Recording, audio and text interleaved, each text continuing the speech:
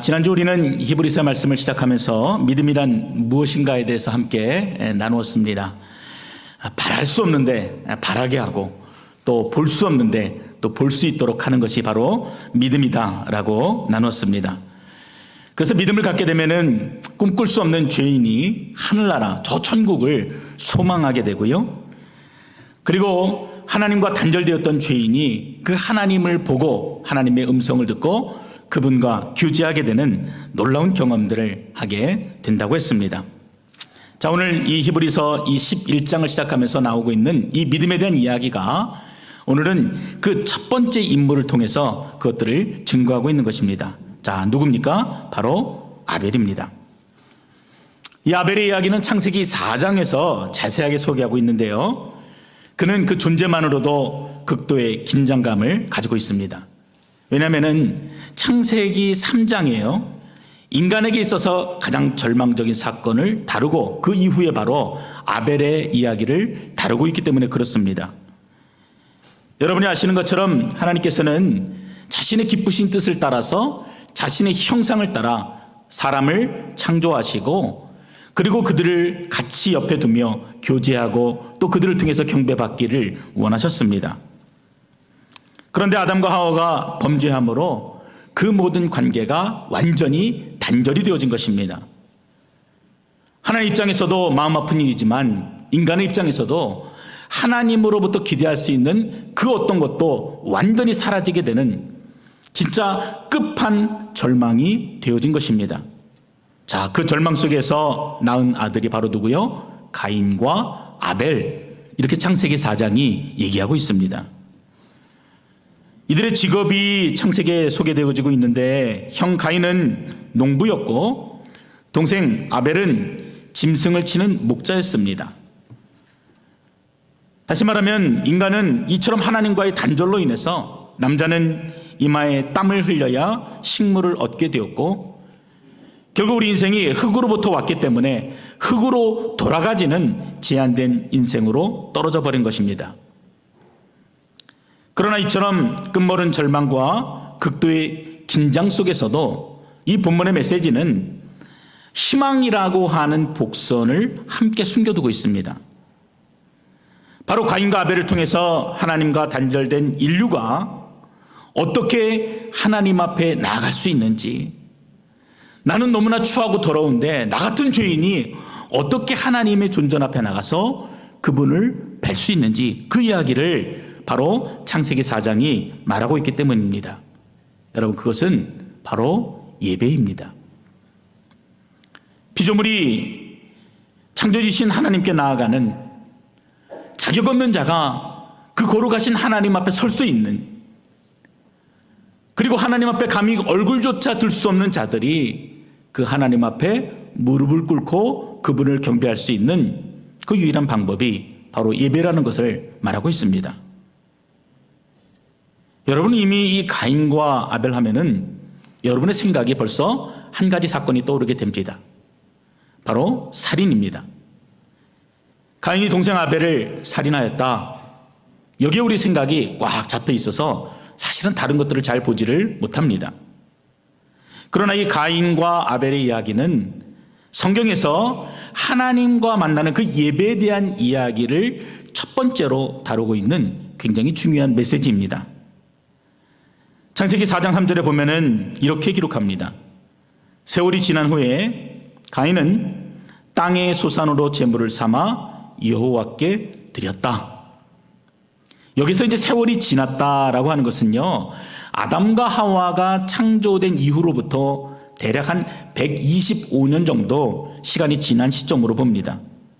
왜냐하면 아담의 계보를 이어서 셋이 탄생될 때가 아담의 나이 130대 정도 됐기 때문에 그렇게 나이를 추정할 수가 있습니다. 물론 그 시간이 지나는 동안에 아담과 하와만이 아니라 열심히 자녀를 낳았을 것입니다. 아담과 하와가요, 가인과 아벨만이 아니라 열심히 자녀들을 낳았을 것입니다. 이미 아담의 자손들 수백 명이 살고 있었다, 그렇게 추측을 가능하게 합니다. 그러고도 아담은 800년을 더 살면서 아들과 딸들을 낳았다, 그렇게 성경이 기록합니다. 그러나 이러한 사실보다도 더 중요한 것은 이처럼 완전히 단절된 인간이 그 거룩하신 하나님 앞에 예배를 드리는 첫 번째 기록이라는 점입니다.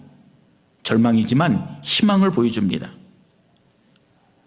그래서 창세기 4절과 4장 3절과 4절에 보면은 세월이 지난 후에 이 농부였던 가인이 땅의 소산으로 정성껏 하나님 앞에 예물을 드리게 되고, 또 목자였던 아벨은 자기의 양의 첫 새끼와 그 기름으로 여호와께 제사를 드리게 됩니다. 그런데 여기서 문제가 발생됩니다.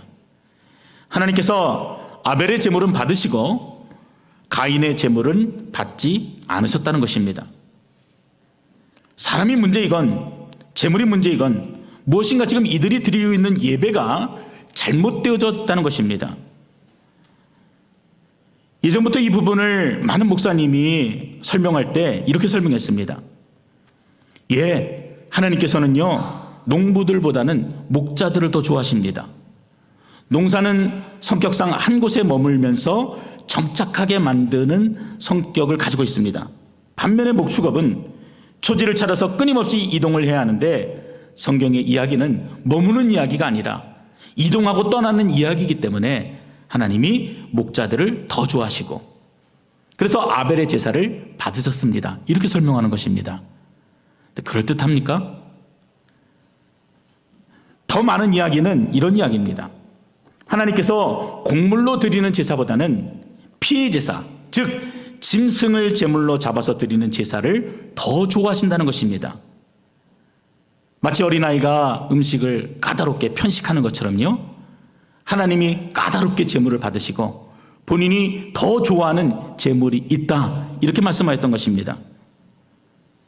가인의 제사는 생명이 없는 곡식을 제물로 드렸기 때문에 하나님께서 별로 안 좋아하시고, 아벨의 제사는 생명이 있는 제사, 즉 제물로 바쳐진 짐승이 피를 쏟고 또 태워져서 드리는 제사였기 때문에 하나님이 좋아하시고 더 기뻐하시고 받으셨다라는 해석입니다.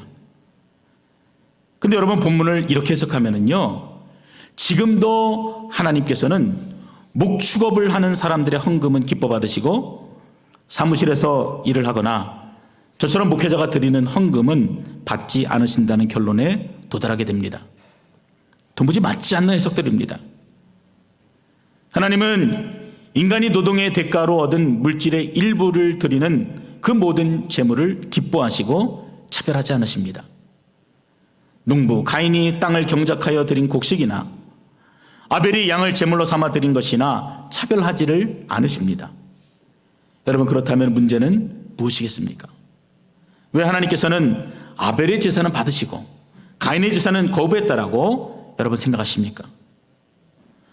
우리는 이제까지 이 본문을 볼 때 제물에만 마음을 두고 본문을 읽고 해석했습니다. 즉 무엇을 드렸느냐, 그래서 하나님이 그 제물을 받으셨냐 안 받으셨냐, 그것으로만 본문을 평가했던 것입니다. 그러나 예배에 있어서 가장 중요한 부분은 제물, 헌금이 아니라 그 제물을 드리는 사람들, 바로 예배자들에게 있다는 것을 본문이 말해줍니다. 문제는 사람들에게 있다는 것이에요. 그 관점으로 본문을 다시 좀 보고자 하는 것입니다. 여러분, 죄송합니다만 예배도요, 하나님이 기뻐하는 예배가 있고요, 기뻐하지 않는 예배가 있습니다. 칼빈이 기독교 강요에서 잘못된 예배의 세 가지 유형을 소개했습니다. 첫째는 사람의 생각을 가르치는 예배, 그 예배가 잘못되었다, 그렇게 말하는 것입니다. 하나님의 말씀을 빙자해서 실질적으로 그 시대의 정신과 민족적인 정통 또는 교파적인 전통, 요즘 들어서 하는 것처럼 자신의 정치적인 경향, 성향, 이런 것까지 인간의 생각을 가르치는 예배는 결코 하나님이 받으실 수 있는 예배가 아니라는 것입니다. 두 번째는 바리새인의 예배입니다. 스스로 본을 보이지도 않으면서 지식만 팔고 있는 사꾼 목자가 인도하는 예배가 바로 그릇된 예배다라고 그렇게 규정하고 있습니다. 예를 들어서 단순히 예배의 형식만을 갖춘 지식적인 설교나 사람들의 지성주의를 만족시켜주는 것에 치중하는 예배가 여기에 속한다고 할 수 있습니다.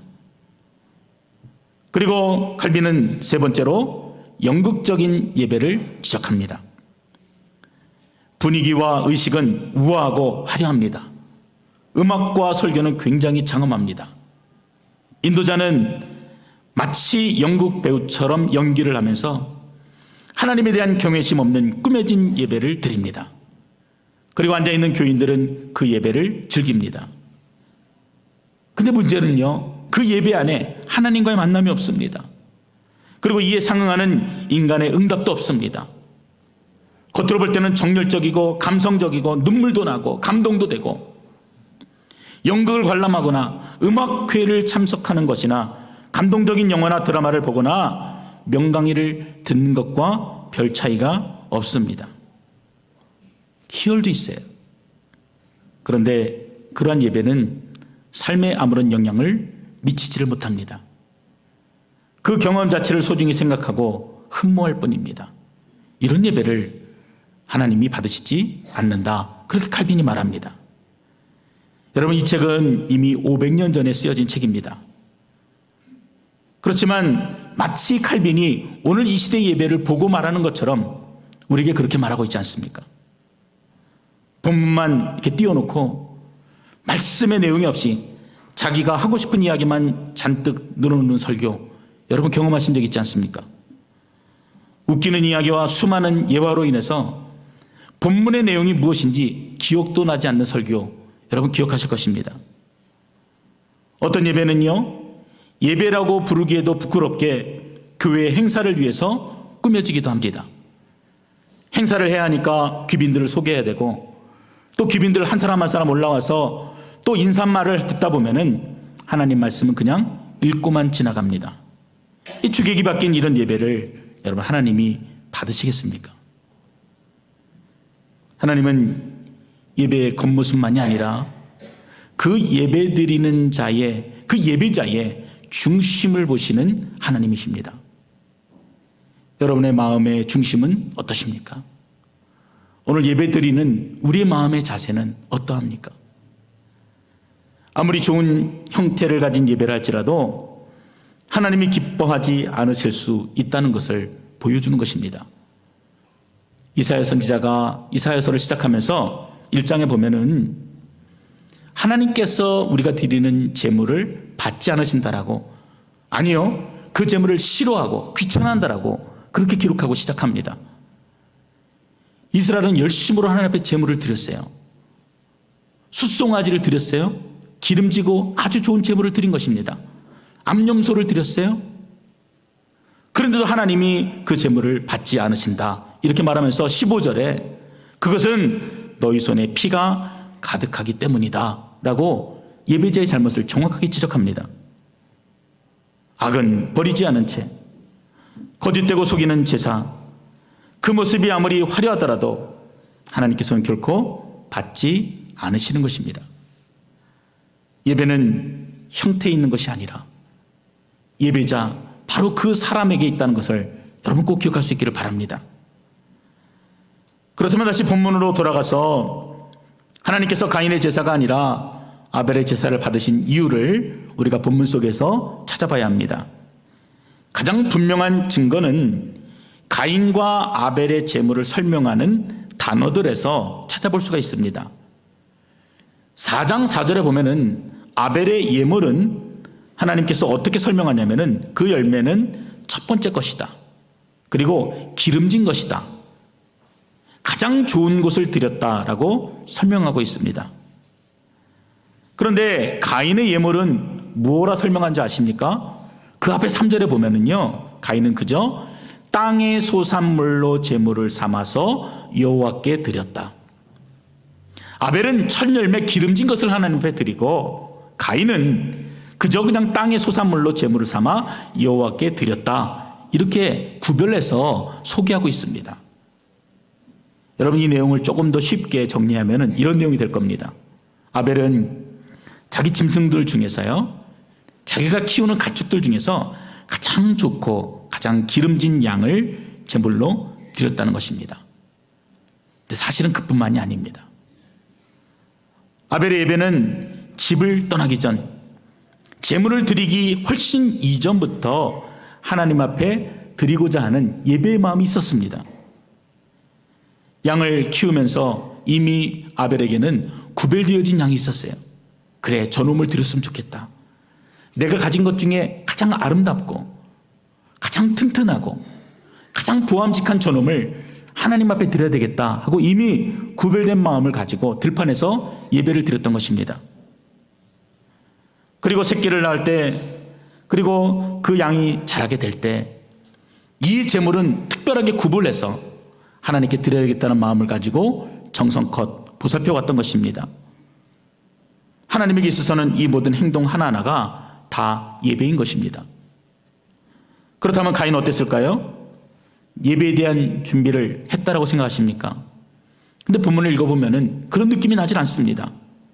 가인은 이렇다 할 준비가 나와 있질 않아요. 그저 동생 아벨을 따라서 집에 쌓여있던 곡식 중에 일부를 가지고 나와서 하나님 앞에 예배를 드렸던 것입니다. 그 예배는 집에서부터 시작된 것이 아니었어요. 그가 예배 장소에 도착해서야 비로소 형식적인 예배가 시작이 되어진 것입니다.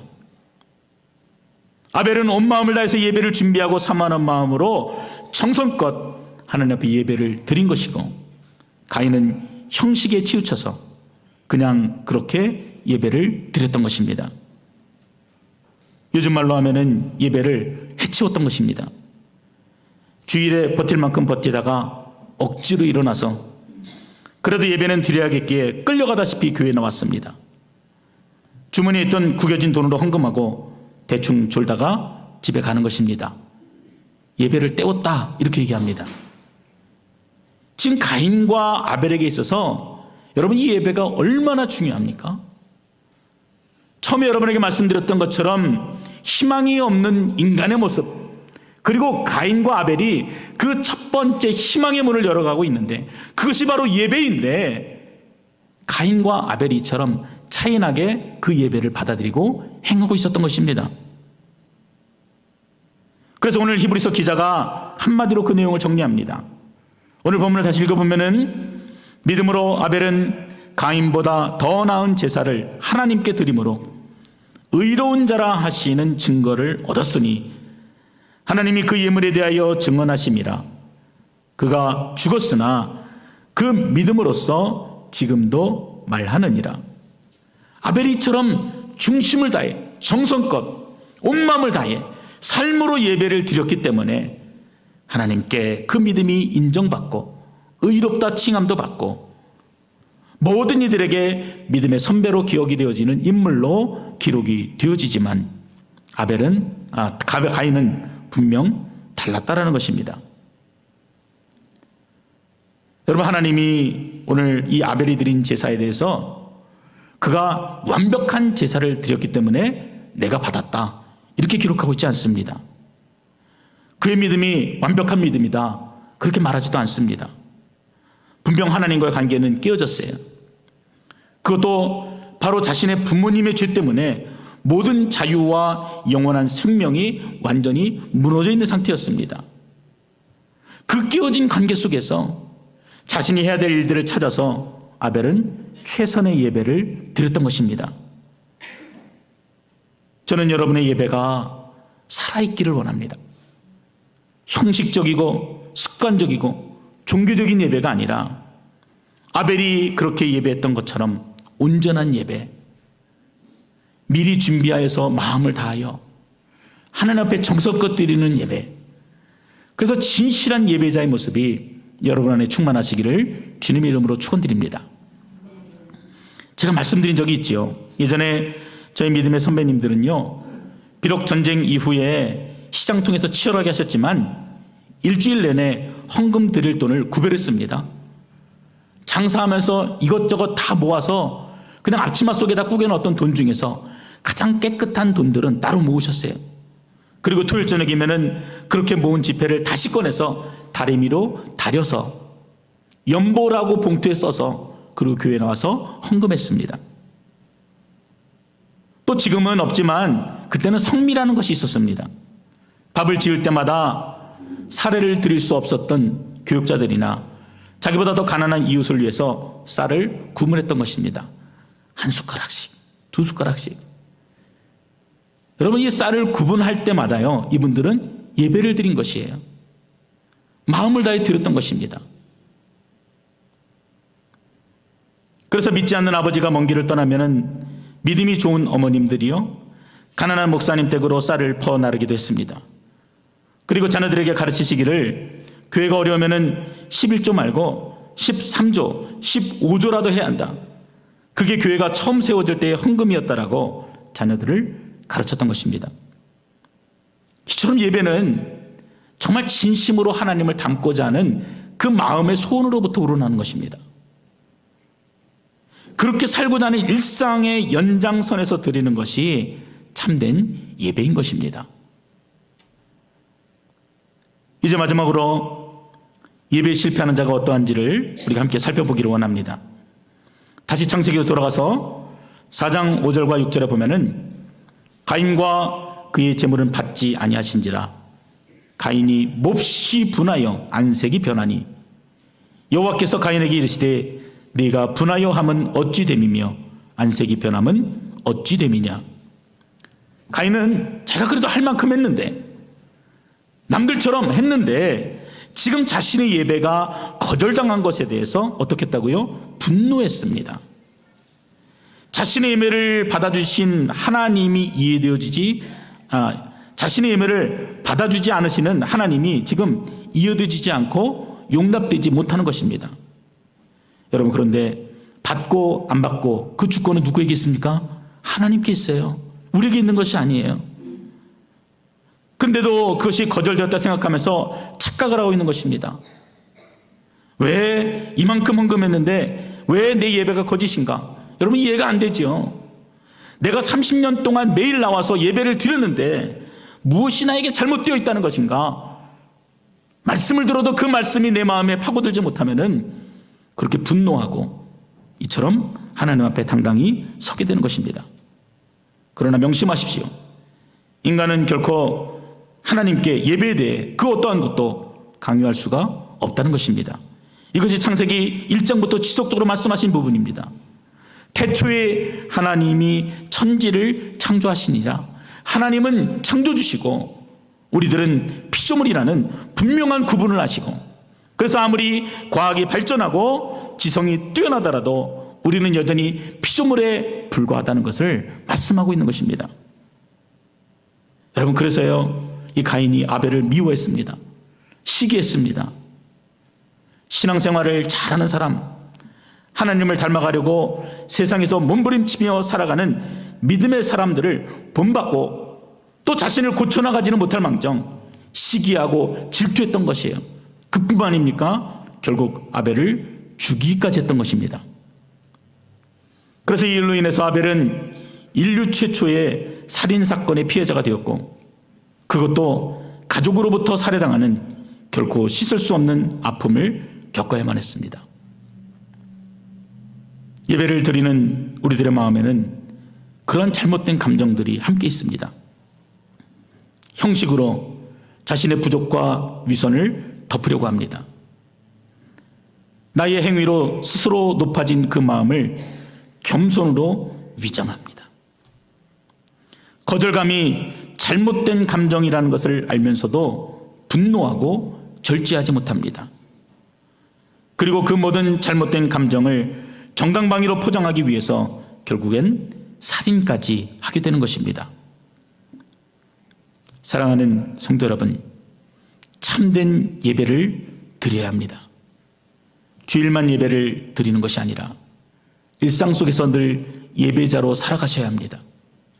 오직 십자가 보혈만 의지하는 겸손한 예배자가 되시기 바랍니다. 이런저런 거짓된 것들로 포장되고 꾸며진 헛된 예배가 아니라 늘 피조물이 드리는 최선의 예배가 무엇인지를 찾고 또 그것을 겸손한 마음으로 드리는 예배가 되어야 합니다. 예물을 드릴 때도 그래요. 가난한 마음으로, 상한 심령으로 온 마음을 다해 그 예물을 하나님께 드릴 수 있어야 합니다.